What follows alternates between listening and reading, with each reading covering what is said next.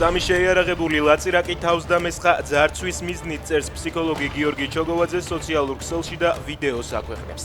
კადრებში ჩანს, როგორ შედიან ნიღბიანის სავარაუდოდ არასრულწლოვნები ობიექტზე, მაგარ ქვეყანაში ვცხოვრობთ. ზუსტად ამ ხელებმა არ მოკლეს 28 წლის მასწავლებელი, წერს ჩოგოვაძე.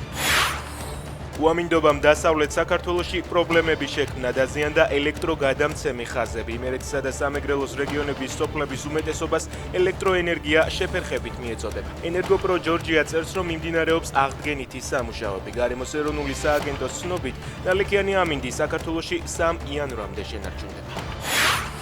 კაცმა არნეულში მძიმე ტექნიკით გზა გაჰყავდა, რა დროსაც 67 წლის მოქალაქეს რკინის მილი დაეცა და დაიღუპა. შინაგან საქმეთა სამინისტრომ ერთი პირი დააკავა, მას 5 წლამდე პატიმრობა ემუქრება. ჩვენ არ შეგვიძლია უბრალოდ გავიდეთ ჩვენი ტერიტორიებიდან, იქ ადამიანები ცხოვრობენ, აცხადებს ზელენსკი. უკრაინის პრეზიდენტის თქმით, ერთადერთი გადაუჭრელი საკითხი, რაც 20 პუნქტიან გეგმაში დარჩა, ტერიტორიების საკითხია. ეს უთანხმოება გვაქვს არა ამერიკელებთან, არამედ რუსებთან, ამბობს ზელენსკი.